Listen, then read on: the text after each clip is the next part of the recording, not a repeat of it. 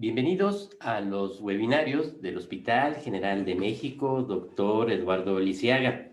Esta es una actividad de la Dirección de Educación y Capacitación en Salud que transmitimos desde el Centro Electrónico de Información e Investigación Documental para la Salud. En esta ocasión nos da mucho gusto darle la bienvenida al doctor Juan Carlos Oliva Posada. Doctor, bienvenido. Gracias, muy amable. Mire, pues el día de hoy, el doctor Oliva Posada, pues continuará con el tema que iniciamos la sesión pasada, a propósito de la prevención primaria y secundaria del cáncer uterino, y tratará un caso clínico al respecto. Les comento, el doctor Oliva Posada es jefe de la unidad de tumores ginecológicos en la unidad de oncología de este hospital, es cirujano general y cirujano oncólogo, es consejero del Consejo Mexicano de Oncología, miembro de la Sociedad Mexicana de Oncología, miembro de la Sociedad Europea en Gineco-Oncología y profesor de la Universidad Anáhuac en el curso de Biología del Cáncer por 18 años. Es miembro del Comité Nacional en el Cáncer Ginecológico y profesor adjunto en el curso universitario de posgrado en Gineco-Oncología en la Universidad Nacional Autónoma de México. Asimismo, médico en la Unidad de Oncología Clínica en Londres del Grupo Ángeles. Así es que, pues, nada más invitándolos a que planteen sus comentarios y preguntas, le damos la palabra al doctor para que al final de su exposición pueda responder las intervenciones de ustedes. Adelante, doctor, muy gentil. Bien, muchas gracias. Buenos días a todos. Me quito el cubrebocas por cuestiones de sanidad. Y agradezco a nuestro querido hospital la posibilidad de participar en esta enseñanza. Entonces, el tema que nos toca el día de hoy es un tema obviamente muy importante a nivel nacional, ya que el cáncer cervicuterino constituye el segundo cáncer en la mujer, ya rebasado por el cáncer de mama. Entonces, la metodología de la clase va a ser ir enseñando en base a un caso clínico. Avanzo con... el clic. Ahí, hacia abajo. Hacia abajo. ¿No? A ver acá. Tampoco. Un poquito de problemas aquí. Ahí estamos. Bien. Pues bueno, esto es lo que tenemos que evitar, ¿no? Que la mujer esté en procesos de angustia por un mal manejo del cáncer cervicuterino. ¿Y cómo podemos evitar esto? ¿Cómo se puede evitar que el cáncer sea mal manejado? Pues con conocimiento. Y esa es la parte fundamental de estas pláticas, que tengamos conceptos y conocimientos básicos para saber en qué momento sí actuar y en qué momento referir. Entonces, si vemos aquí, tenemos ya el doctor Aranda en la clase la semana pasada, les habló sobre lo que era el cáncer, los factores de riesgo y las lesiones premalignas. Aquí tenemos un esquema donde vemos el epitelio del cérvix, que es un epitelio estratificado, eso quiere decir que tiene muchas células, y aquí tenemos el virus, que es el factor de riesgo más importante para el cáncer. El virus entra dentro de este epitelio y después de, vemos aquí el tiempo está arriba, es en meses. Después de bastante tiempo, comienza a haber cambios a nivel basal del epitelio estratificado del cérvix, y si esto se deja, vean, años, comienza a haber ya una alteración. Cuando ya todas las capas están alteradas por el virus, las células ya son anormales, esto se llama ya un cáncer in situ. Este término es muy importante. In situ quiere decir en el lugar de. Y esto que vemos de estas células blancas son las membranas basales, es decir, es una lámina de contención, porque abajo de esta lámina están los vasos linfáticos y sanguíneos, que el cáncer por medio de enzimas comienza a destruir y va a avanzar. Y es la imagen que sigue. Aquí podemos ver el cual el cáncer ya rompió esta membrana y se vuelve un cáncer invasor. Entonces, primer término importante es in situ, que no ha roto la membrana, e invasor. Y entonces viene aquí el análisis. Si ya es un cáncer invasor y abajo de esta membrana están los linfáticos y los vasos sanguíneos, pues el tratamiento ya va a ser un tratamiento netamente más agresivo. Bien.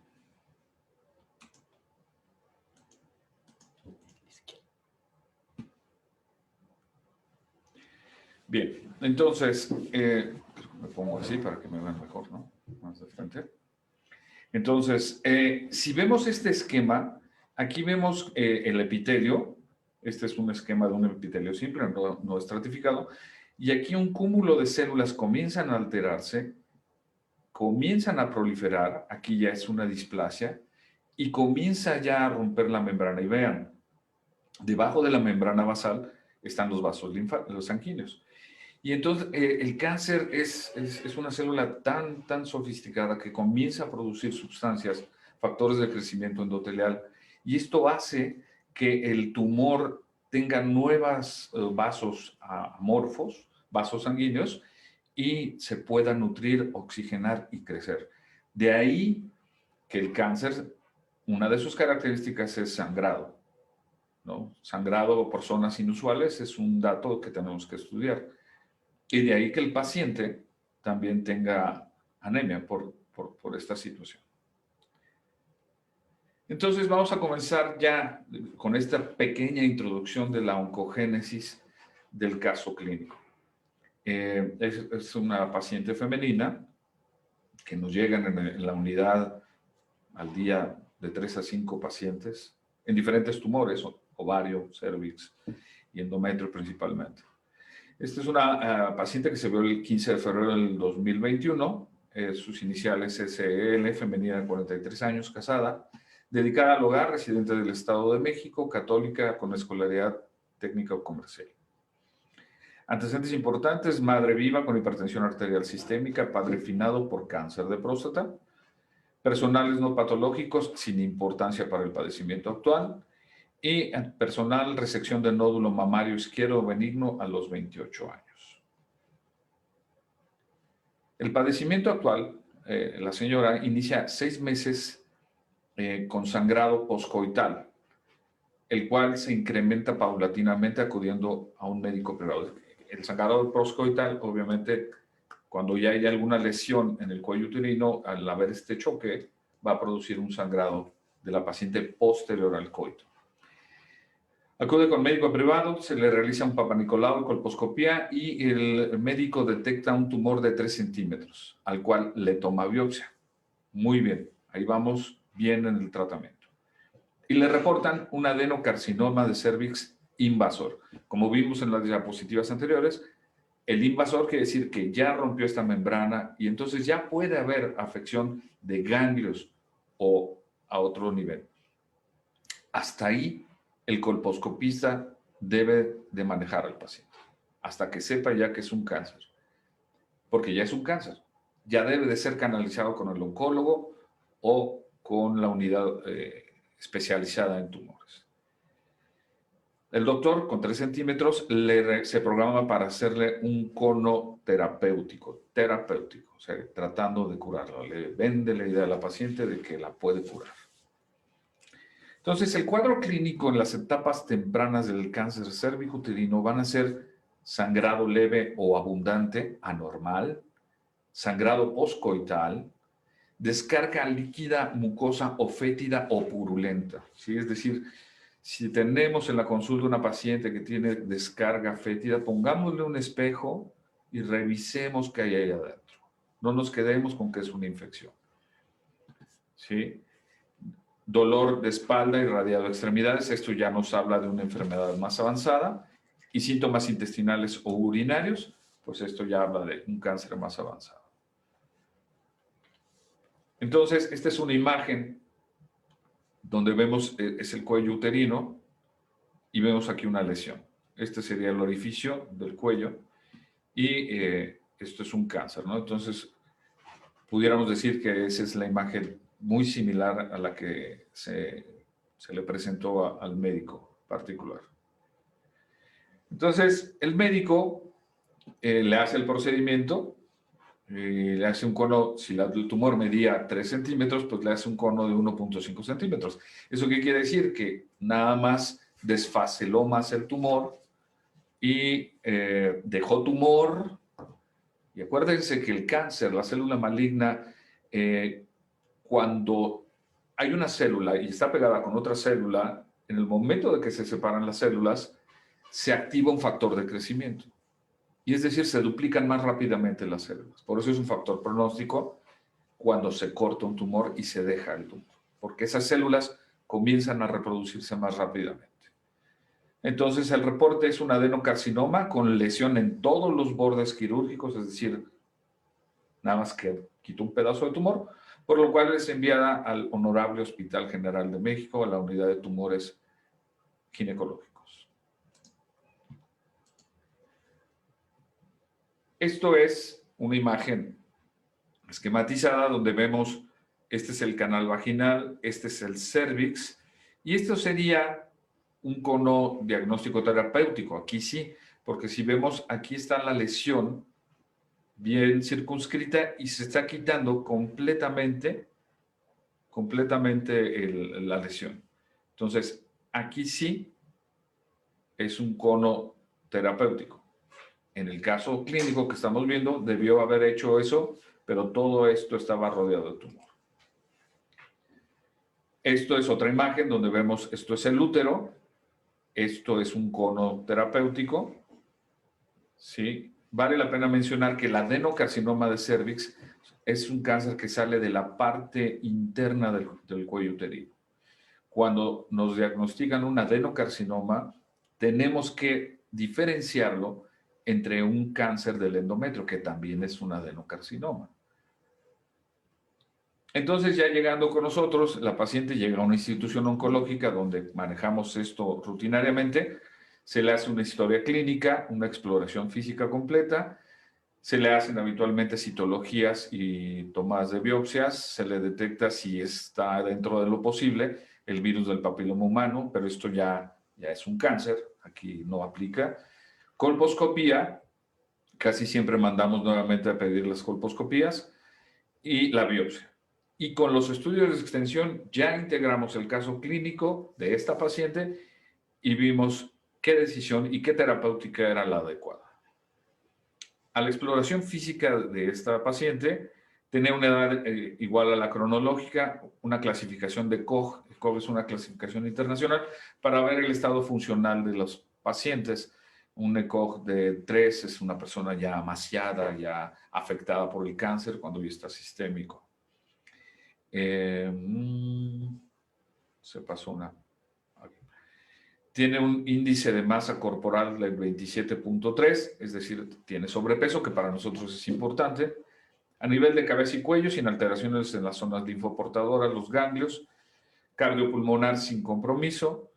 Regiones axilares negativas. Y abdomen globoso a expensas de panículo adiposo, Giordano, es importante revisar los riñones, negativo, sin visceromegalias y ruidos peristálticos presentes y audibles. En las regiones inguinales ya estamos haciendo una exploración de arriba hacia abajo, las zonas linfoportadoras negativas, y en la región pélvica encontramos una vulva sin alteraciones, el canal vaginal amplio, se aprecia una oquedad, un orificio, en un 70% del cuello uterino que tiene de tumor, con una induración en el borde lateral derecho, fondos vaginales, el anterior parcialmente adherido al cérvix. Es decir, como este cuello uterino ya fue trabajado, ya fue cortado, pues se produjo parte del tumor, se produce un proceso inflamatorio. Entonces aquí esta paciente ya se complica más el manejo porque hay un corte sobre el tumor y entonces nos puede dar falsos positivos de que el tumor es más grande porque hay inflamación. Al tacto rectal, los parámetros estaban engrosados sin datos de infiltración. Es bien importante cuando exploramos o revisamos pacientes con cáncer ginecológico, la exploración rectal. Entonces, se hace un tacto vaginal, se hace un tacto rectal y, si es necesario, una especuloscopia. Y aquí vemos imágenes de lesiones a nivel cervical. Pongo esta imagen anatómica para que ustedes vean. Aquí tenemos la vejiga, esta es la uretra, esta es la vagina, este es el cuello uterino, la zona que estamos estudiando o trabajando, esto es el útero y este es el recto. Entonces, debemos de saber hacer exploraciones rectales obligadamente. Les recomiendo leer el Surov, como un libro básico, donde explica la técnica de exploración rectal. Mientras hagamos una exploración rectal más eficiente y menos dolorosa al paciente, podremos explorar más fácilmente la parte posterior del útero, esta zona. Y sobre todo, en esta imagen, vemos las fascias de la pelvis, o sea, un tejido conectivo que existe ahí. Y aquí vemos, esta es la vejiga, esto sería el cuello uterino, donde estaría el tumor. Estos se llaman parametrios, donde está la arteria uterina, y esto es el recto. Esta parte, el cáncer cérvico-uterino, crece e infiltra, avanza hacia este tejido, que es el parametrio. Esto no lo podemos tocar por vía vaginal. Esto tiene que ser obligadamente por vía rectal. Entonces, de ahí la importancia de la imagen, que nos demos cuenta que es muy importante cuando hagamos una exploración ginecológica, ginecopélvica, la exploración rectal, saber la técnica para poder tener mayor información sobre el tumor o la patología que estemos estudiando. Entonces, de ahí, nosotros lo que hacemos en la unidad, se le pide, esta es una imagen de las guías, todo el cáncer se maneja por guías, no es de que a mí se me ocurre. Hay guías establecidas, aunque hay casos que vienen ya mal manejados, que ya no hay guías. Ahí más bien ya es el expertise, la práctica que uno se tenga, ¿no? Este caso todavía se podía manejar por guía clínica, pero hay pacientes que llegan mal operadas, maltratadas, y que tenemos que, en base a la experiencia que se tiene, tratar de ubicarlas hacia una guía internacional. Entonces, estas guías se van modificando continuamente con el tiempo, las guías de la NCCN, y que utilizamos mucho. Entonces, a la paciente se le hace historia clínica y física, se le piden pruebas de sangre, se le hace la biopsia, como ya la tenemos, pruebas de función hepáticas obligadamente para saber que no haya enfermedad a nivel del hígado. Se le pide estudios de imagen, casi siempre pedimos tomografías a los pacientes, tomografía abdominopélvica torácica. Les pedimos que disminuyan el consumo del tabaco, si es el caso. Considerar el VIH, sobre todo en las pacientes que son jóvenes, que no nos explicamos unos 25 años con un cáncer ya en etapas avanzadas. Esa puede ser una paciente que tiene VIH, porque habitualmente el cáncer cervicuterino lo presenta en 35 o 40 años, no a la edad de los 20. Entonces, si tenemos una mujer con edad muy baja y un cáncer cervicuterino, estamos obligados a pedir un VIH. Y bueno, después considerar otros estudios como tomar biopsias con sedación, que no aplica en este caso. Entonces, si vemos el cáncer en general, todo el cáncer del cuerpo se divide en etapas en 4. Entonces, la de menor progresión es la 1 y cronológicamente 2, 3 y 4. 4 obviamente va a ser un cáncer en el cual tenemos ya enfermedad en otros órganos. Lo que estamos hablando ahorita es un cáncer en etapa local, es decir, que todavía puede ser operable.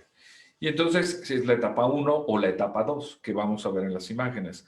Vemos aquí la etapa 1A, donde está el útero, y aquí está la biopsia que se hizo en cono, como es el caso de la paciente, aunque el tumor era más grande.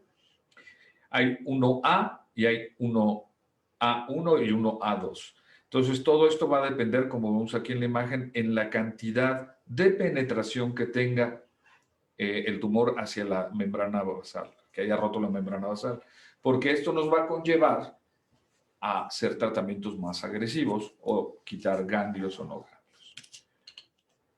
Entonces, vemos aquí la etapa 1B y la etapa 2, en la cual la 1B puede ser 1B1, 1B2 y 1B3. La 1B1 va a ser menor de 2 centímetros, 1B2 de 2 a 4 y más de 4B3. La 1B3 ya no es quirúrgica. Y la etapa 2, cuando ya infiltra la vagina, que aquí debería de estar de rojo, pero es esta imagen. Entonces, nuestra paciente está en una etapa 1B2, donde el tumor mide de 2 a 4 centímetros. Siguiendo con el caso clínico, llegó con nosotros, la revisamos, vimos cómo estaba el tumor. Siempre pedimos revisión de patología. Aquí tenemos oncopatólogos, o sea, aparte de patólogos, especialistas en oncología, que es un año más de súper especialidad. Y entonces nos guiamos mucho con las revisiones en todas las instituciones oncológicas, se pide eso. Entonces, si ustedes van a mandar un paciente a una institución oncológica, mándelas con las laminillas y los bloques de parafina. Evitemos un viaje o un regreso innecesario de la paciente. Llega la paciente con la revisión de patología, la mandamos a nuestra unidad, al servicio, y se confirma el adenocarcinoma de cervix, al cual se le piden receptores de inmunohistoquímica para descartar que la lesión no venga de arriba del endometrio.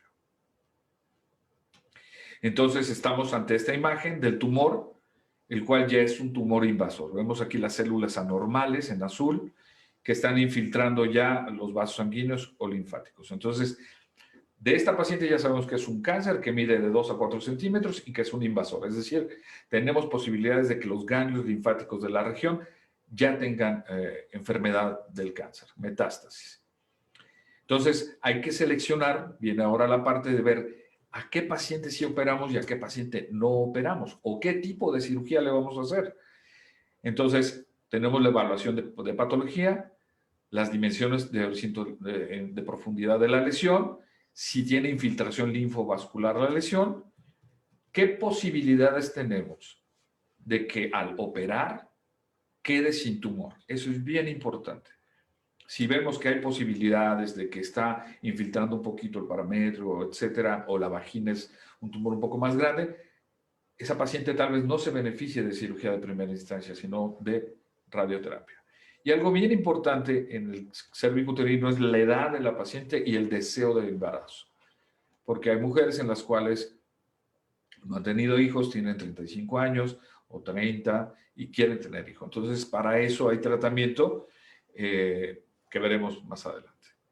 Entonces, los posibles tratamientos son el conoterapéutico, el que intentaron hacerlo en su provincia, la traquelectomía, que ese es el tratamiento, quitar solo el cuello uterino y los ganglios pélvicos, eso lo vamos a ver ahorita, traquelectomía radical. Se puede hacer ganglio centinela, es decir, como sabemos que el cáncer viaja específicamente hacia algunos ganglios de primera instancia, se inyecta material radioactivo y un colorante, y en la cirugía se busca con un radiotrazador, con un aparato que captura la radiación y nos va a dar un sonido con una escala y nos va a decir que ahí está el ganglio con el material radioactivo. Y se manda a estudiar ese ganglio. Si nos dicen que es positivo o es negativo, se cambian las decisiones quirúrgicas en el momento. También podemos hacer una esterectomía extrafacial o una radical modificada, o si la paciente tiene alto riesgo de cirugía, entonces mejor mandamos a radioterapia. Porque puede ser una paciente que es operada, pero si tiene una obesidad mórbida, donde vamos a entrar a operar, a quitar los ganglios, y en lugar de poder quitar 20, 25 ganglios, 18 ganglios, quitamos 3 o 4 porque todo está lleno de grasa, estamos sometiendo a una cirugía innecesaria a la paciente de alto riesgo de morbilidad, tromboembolia, infección de tejidos blandos, y la pesquisa ganglionar, es decir, la captura de ganglios que tengamos va a ser muy baja. Entonces la paciente va a tener que pasar a radioterapia de todos modos. Entonces, para evitar todo este mal tiempo por experiencia, hay casos que decidimos primero que pasen a radioterapia y puede ser que con eso queden potencialmente curados. La radioterapia y la cirugía en estas etapas, en la 1B1 y 1B2, la curación el índice de curación es el mismo. Claro que la radioterapia puede producir más morbilidad o alteraciones que la cirugía. Entonces aquí vemos una imagen de lo que es la traquelectomía. Aquí está la vagina, aquí está el útero, aquí estaría el cuello uterino donde está el cáncer, y esto es la traquelectomía, ¿sí? Quitar solo el cuello uterino, el tercio superior de la vagina, y después unir eso. Esto se hace en unidades especializadas que suelen manejar esto más frecuentemente, pero aquí es bien importante saber bien las posibilidades que tiene la paciente de embarazarse, porque puede ser una mujer que tiene 35 años, que nunca ha tenido un embarazo, que vive con su pareja y que pues no se ha embarazado, pero quiere embarazarse. Entonces tenemos que analizar psicológicamente y psicofamiliarmente realmente cuál es la necesidad de que tenga un hijo, porque va a poner en riesgo a su vida ante alguien que no existe. Es decir, está poniendo en riesgo la vida de alguien que existe por alguien que no existe. Entonces debemos ser muy cautos para tomar la decisión de la traquelectomía, sobre todo en mujeres que son mayores de 30 años. Si son menores, pues es un deseo de ellas y tenemos que actuar. Entonces las indicaciones de la traquelectomía es deseo de preservar la fertilidad, que eso es bien importante. Debemos de saber que si hay cáncer, que el tumor sea menor de 2 centímetros, que no haya afección al espacio linfovascular, y si hay afección, pues entonces hay que hacer los ganglios obligadamente de la pelvis por vía laparoscópica o por vía abierta, cualquiera de las dos, que tenga menos de 40 años la paciente, no evidencia de metástasis a ganglios linfáticos pélvicos por imagen, y que no haya tenido datos de infertilidad previa. Siguiendo con el caso clínico, ese era para tocar un poco el tema, el punto de la traquelectomía.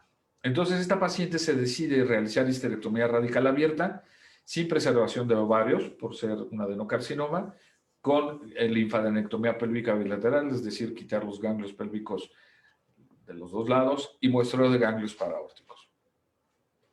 Aquí es importante referir que el adenocarcinoma, es decir, hay dos tipos de cáncer, el epidermoide y el adenocarcinoma. El más frecuente es el epidermoide, pero el adenocarcinoma tiene un 5% de posibilidades de dar enfermedad metastásica a los ovarios. Entonces, debemos de valorar bien esos casos para decidir quitar o no los ovarios. Mi comentario, como persona que llevo 20 y tantos años manejando esto, es sí hay que quitar los ovarios en estas pacientes, porque nos ha tocado ver metástasis tiempo después a esos ovarios. Ya dependerá de cada médico. Entonces, las indicaciones de la histerectomía radical pues va a ser en las etapas tempranas, que es el 1A1 con permeación linfovascular, el 1A2, 1B1 y 2 y el 2A1, es decir, de lo que hablábamos de la clasificación. Y este cuadro es muy interesante porque en base a las etapas clínicas que lo estamos viendo aquí a la izquierda, obviamente el 1A es el más bajo, ya invasor, hasta el 4. Vean los ganglios pélvicos con enfermedad cómo van aumentando. La paciente está en el 1B, es decir, hay un 20% de probabilidades que esta paciente tenga ganglios con cáncer en la pelvis. Entonces, está indicado el quitarle los ganglios pélvicos. Y vean a nivel paraórticos, un 5%. Por eso hay que hacer una pesquisa paraórtica o, en su caso, una linfadenectomía. Ya conforme van pasando las etapas, el 2B, pues vean ya un 31%. Ya el 2B ya es un tumor que ya infiltró los parámetros y ya eso no es quirúrgico. Entonces vemos aquí la imagen donde vemos los ganglios. Este es el útero. Estos son los ganglios del parametrio, que son los más frecuentes, en un 77%. Ganglios ilíacos externos, ilíacos comunes, obturadores. Entonces, tenemos que quitar todos estos ganglios en la cirugía y valorar los ganglios paraórticos o hacer biopsias de ganglios paraórticos. Bien. Entonces, hay diferentes escuelas en cuanto a cuántos ganglios se tienen que tener en cada disección pélvica, ¿no? La FIGO dice que 10 ganglios, la ESGO dice que 20 ganglios, ¿no? Entonces, nosotros tomamos como punto de corte 12 ganglios, que debe de ser lo mínimo. Si la paciente tiene menos de 12 ganglios, pues realmente no fue una linfadenectomía, lo que fue una pesquisa ganglionar, un muestreo ganglionar. Bueno, y aquí se habla un poco de los límites de la cirugía radical, pero no nos detendremos en ese punto. Entonces, vean, aquí en este esquema, este es el útero, este es el cuello uterino, aquí es donde está el tumor de la paciente, esta es la vagina, este es el ligamento ancho, que sería el peritoneo, estas son las tubas uterinas y este es el ovario. Entonces, el cáncer del cuello uterino que estamos viendo está localizado a esta región. Entonces, a la paciente tenemos que hacer una histerectomía extrafacial, que es una histerectomía diferente a la habitual que se hace por una miomatosis uterina. Y vean aquí lo importante de la histerectomía radical. Aquí tenemos nuevamente el útero. Este es el cuello uterino. Esto es el uretero. Y este es el parámetro. Entonces, cuando el cáncer infiltra aquí, la paciente ya en etapas más avanzadas puede llegar con obstrucción de la vía urinaria y tengamos que hacerle tratamientos para desobstruir esta vía. Pero la histerectomía radical, tenemos que cortar este tejido y llevar todo este tejido en la pieza quirúrgica y el tercio superior de vagina. Por eso, el cáncer debe de ser manejado por instituciones oncológicas que sepamos manejar este tipo. Sí, no puede ser manejado, o sea, no tengo nada contra los cirujanos generales, yo soy cirujano general también, pero el cáncer debe ser manejado por el especialista en cáncer. Ni el ginecólogo, ni el médico general, ni el cirujano. Entonces vean, nuevamente esta imagen, esta es la vejiga, este es el útero, y aquí viene el plexo hipogástrico, aquí abajo, que tenemos que preservarlo en la histerectomía radical para que tengamos una buena función de la vejiga. Es decir, para poder hacer este tipo de tratamientos, el cirujano general hace 3 años más de cirugía oncológica y el ginecólogo hace 3 años más de gineco-oncología. Es un tratamiento más sofisticado y profundo. Y entonces en la cirugía lo que hacemos es esto. Quitamos estos ganglios. Este es el útero, este es el recto, esta es la vejiga. Entonces quitamos todos estos ganglios junto con el útero y el tumor, y entonces lo mandamos a definitivo.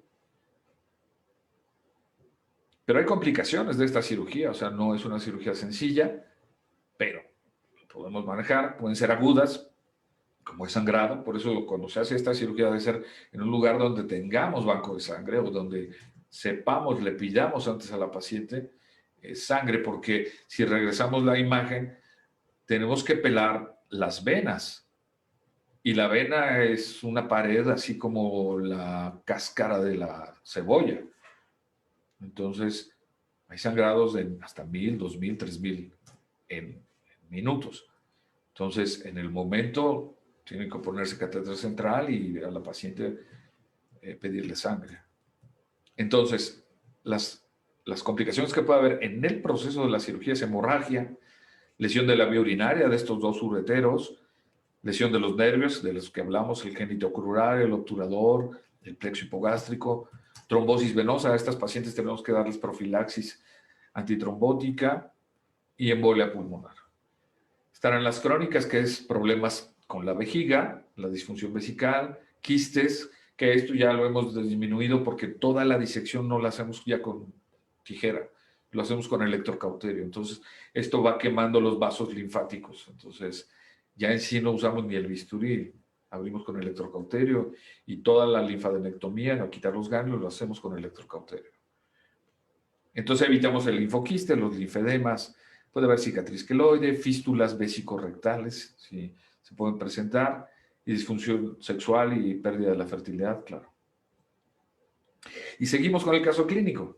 Ya que no operamos a la paciente, nos traen el reporte 2 semanas después y nos reportan un adenocarcinoma de tipo convencional en el endocervix, poco diferenciado, es decir, un cáncer muy agresivo de 3 centímetros, sin tumor en bordes quirúrgicos, y de los ganglios que quitamos fueron 20, y de estos 3 ganglios tenían cáncer. Es decir, la paciente tiene posibilidades de tener enfermedad ganglionar no solo en la pelvis, sino en alguna otra zona de la misma pelvis. Y los ovarios no tenían enfermedad metastásica. Ante esto, nosotros en la consulta analizamos los ganglios que vemos aquí, todos estos, y tenemos que analizar los factores pronósticos que tiene el paciente o la paciente. Considerar el tamaño del tumor, la extensión fuera del cérvix, qué tantos ganglios estaban afectados, si había metástasis, invasión linfovascular, profundidad del estroma y tipo histológico. Y en base a todo esto, tomamos las decisiones, la estadificamos a la paciente, como ya vimos en 1A, 1B, pero ahora ya es una estadificación P, que es patológica, ya no es clínica, ahora ya es patológica, porque ya tenemos los, los indicadores del tumor preciso para decir cómo está la enfermedad. Entonces, se clasifica hasta la etapa 4 y entonces se ven los factores pronósticos y entonces ya se decide. En este caso, esta paciente se decidió dar adyuvancia. Tenemos que darle tratamiento con radioterapia y quimioterapia porque con la pura cirugía la posibilidad de que quede curada la paciente existe, pero disminuye si le damos radioterapia y quimioterapia de que regrese el tumor en años o en meses. Entonces, en estudios prospectivos ya científicos se sabe que si tiene la paciente factores pronósticos adversos, pasará a radiaciones con quimioterapia. Todos los factores pronósticos son afección metastásica a ganglios linfáticos pélvicos, que lo tiene la paciente, margen quirúrgico, no tiene la paciente, positivo, parametrio borde vaginal positivo, no lo tiene, entonces pasaría a braquiterapia, y si existe invasión al parametrio, no existe. Entonces el único factor adverso que tenemos con la paciente es enfermedad en los ganglios. Entonces la paciente pasó a radioquimioterapia. Y bueno, así terminó ya la historia de este caso clínico en el cual nos llevamos desde el principio hasta el final. Y esta es una imagen ya de otro caso, donde vemos los riñones de los dos lados y este es un ganglio metastásico. Este fue un caso de una paciente que fue mal manejada fuera, no le dieron radiaciones por ganglios y al poco tiempo llegó con este tumor a nivel paraórtico. Y llegó con los ureteros tapados por tumor. Entonces, así a veces nos llegan las pacientes, ya con los ureteros tapados, y entonces estos riñones tenemos que derivarlos por fuera, por la pared, unas nefrostomías percutáneas. Entonces, concluyo con esta imagen de Vincent Van Gogh. No nos quedemos con esa medicina de esos tiempos. En la actualidad vemos centros oncológicos de alta especialidad, como es el Hospital General, Cancerología, el Centro Médico, el ISSSTE, la Defensa, que hay gente preparada para manejar el cáncer. Entonces, la señal es, demos el tratamiento indicado en el lugar adecuado y en el momento adecuado. Muchas gracias. Sí. Muy gentil, doctor Oliva. Pasamos y si le parece, pues algunas de las intervenciones que están haciendo quienes lo están siguiendo. Sí. Adelante. Muy gentil. Charlie San, buen día. ¿Tiene alguna contraindicación el reemplazo hormonal después del tratamiento? No, en este tipo de cáncer no hay contraindicación, aunque sea un adenocarcinoma, pero no era un cáncer dependiente de hormona. Entonces, se puede dar terapia sustitutiva. Obligadamente tenemos que darle a esta paciente y además tenemos que hacer una plática de pareja con ella y con el esposo, porque la mujer vive un estrés psicológico de que por la relación sexual fue que contrajo el cáncer. Lo más probable. Entonces, hay que dar pláticas y si esta paciente pasa radioterapia, la vagina, si en sí, la vagina, supongamos, tiene una dimensión de este tamaño, con la cirugía se vuelve esto, y luego la radiación la vuelve más chiquita y de difícil elongación. Entonces, hay que dar pláticas de sexualidad a los pacientes junto con el esposo para que no se pierda ese contacto familiar que hace que sea una parte importante de la familia, ¿no? Sí. Otra pregunta por inbox. ¿Qué efectos secundarios tiene la cirugía radical? Sí, la cirugía radical de efecto secundario puede haber, obviamente le vamos a quitar los ovarios a la paciente, entonces va a entrar en menopausia, pero se le puede dar terapia de reemplazo. En la misma menopausia puede condicionarle a ella resequedad vaginal y eso le va a dar dispareunia, que es dolor en la relación sexual. Puede haber alteraciones en la contractibilidad de la vejiga después de la cirugía, porque los nervios que inervan a la vejiga pasan exactamente por debajo de donde va el uretero, que es una parte que tenemos que trabajar. Principalmente son esas complicaciones de la histerectomía radical. Puede haber colecciones de linfáticos, pero todo eso tenemos maneras de dar tratamiento y adecuaciones para el manejo de los mismos. Tomemos en cuenta que estamos ante un tratamiento de un cáncer. Obviamente, si se opera a la paciente y aparte se le da radiaciones, las complicaciones son mayores. Por eso, la paciente que se va a operar debe ser una paciente que tenemos muchas probabilidades de que no pase a radioterapia, salvo los ganglios, que eso es muy difícil saber antes de la cirugía. Pero si el tumor ya es muy grande, la paciente no debe ser operada, debe pasar a radiaciones, porque cirugía y radiación producen una combinación de complicaciones muy altas. Sí. Perfecto. Y pues bueno, agradecemos mucho los saludos, los likes que nos están siguiendo: Dani Zaragoza, José Miguel Ro, Cel BDS, Catalina Lozano le comenta: excelente doctor.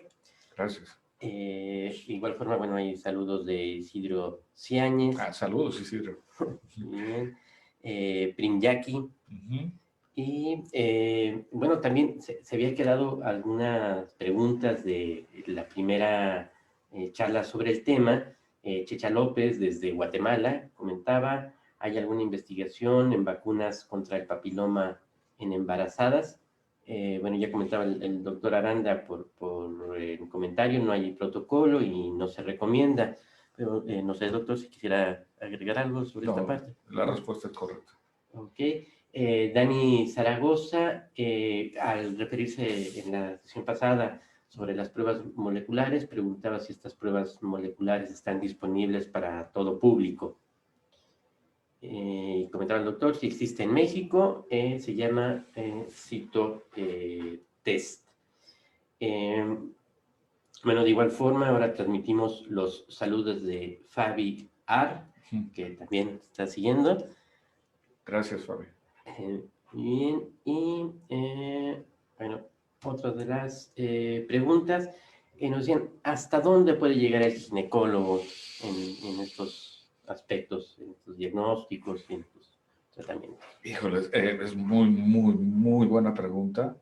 Yo aprecio mucho a los ginecólogos, son parte vital del manejo, pero del diagnóstico. En cuanto se sabe que hay una lesión con cáncer o premaligna, el ginecólogo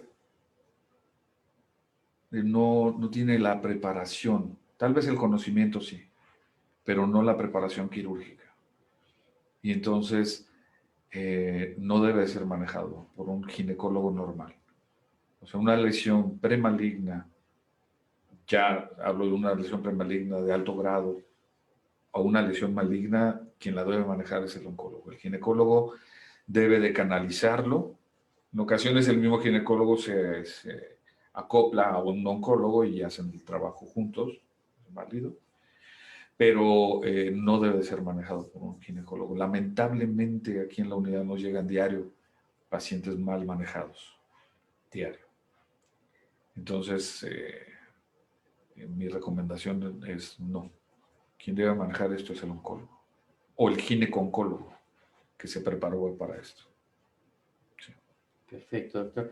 Y bueno, finalmente, para acercarnos al cierre, si alguien de los médicos está interesado en hacer llegar algún caso al hospital, o alguno de las personas del público en general que escuche está interesado en seguir algún tratamiento acá en el hospital, ¿qué tendría que hacer? Bien, con todísimo gusto, estamos abiertos para la población, somos un hospital netamente humano, y lo único que tienen que hacer es, si tienen ya el diagnóstico, la biopsia de cáncer, con eso llegan a la consulta externa de primera vez, ahí los va a ver el médico general y los va a canalizar a la unidad de oncología. Si les hicieron biopsia, traer los bloques de parafina y las laminillas para pues, hacer el trámite más rápido, y si no, pues aquí les volvemos a tomar una biopsia. Algo muy importante a nivel nacional es que hay gratuidad para este tratamiento del cáncer, de muchos cánceres. Entonces, si la paciente quiere atenderse en el Hospital General, debe traer una carta de no ser derechohabiente del ISSSTE ni derechohabiente del IMSS. Aún así las podemos tratar, pero ahí no van a tener la gratuidad. Van a tener que tener algún estudio socioeconómico para ver cuál sería su situación. Entonces, desde antes se pueden meter al internet y buscar ahí constancia de no pertenencia al IMSS o al ISSSTE, que se los van a pedir aquí, y a cualquier paciente podemos atender. Con todo gusto, con todo cariño, para eso estamos. Muy bien, pues muy gentil, doctor, y con los saludos de Jonathan Felipe y Quiroz Beret, pues cerramos este espacio, por supuesto no sin agradecer cumplidamente Sí. la participación del doctor Juan Carlos Oliva. Bien, pues yo solo quisiera agradecer al hospital y mandarle un saludo muy afectuoso a mis hijos que me están viendo y a mi esposa. Gracias. Muy bien, pues un gusto siempre tener pues una persona de su experiencia, de su preparación y pues con esta tan profunda vocación social. Gracias. Así es que pues queremos dejarle también una constancia. Nos pasamos aquí un poquito por delante y pues le agradecemos mucho, doctor. Con todo gusto. Que tengan buen fin de semana. Y pues les invitamos a continuar los webinarios del Hospital General de México, doctor Eduardo Lisiaga, una actividad de la Dirección de Educación y Capacitación en Salud que hacemos desde el Centro Electrónico de Información e Investigación Documental para la Salud. En la producción, siempre muy atento y con mucho seguimiento, Oscar García. Hasta pronto. Gracias.